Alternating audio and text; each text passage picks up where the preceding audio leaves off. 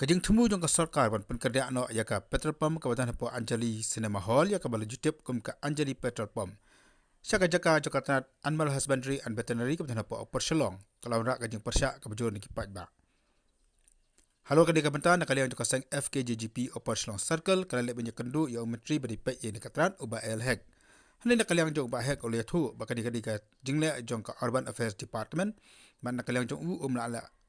ban nakalian jong la bani ai markasong ka urban.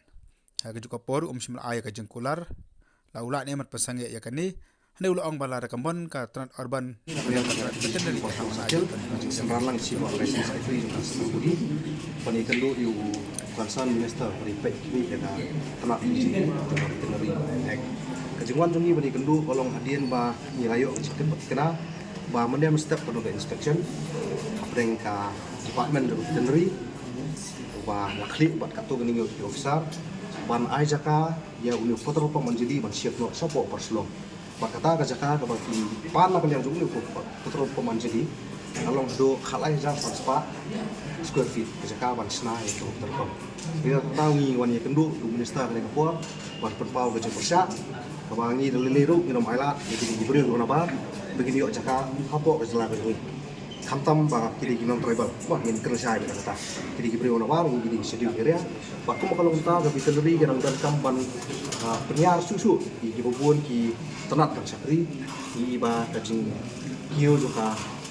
marba marbi do di segi bomta di sil ba kacing dan jok di jaka apa Perselong jok veterinary kan nyarap susu ban le ikui ban jadi farming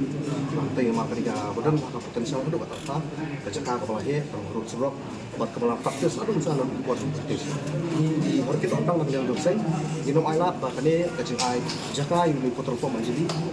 pada yang dok selama ini bikin air saya ke jaka pansna itu petrol pump kita bawa Perselong jadi kata orang ini bah kani kam hap ko chipi tu nomor report fight kina le kata pelak urban affairs bantu ni yang tengah smart city manora itu development Eropia rega veterinary apa kata ni kacaka masuk air kacaka tapi construction government tidak kali dunia hadir dengan stroke pa help people veterinary minister umah macam era highway mengenai benta nama kacaka Selong tang umah ni kacaka lagi sa yadu segi buat Perselong wala ada ni perlu chief minister ni giwe buat break milu yang session ni senjam kena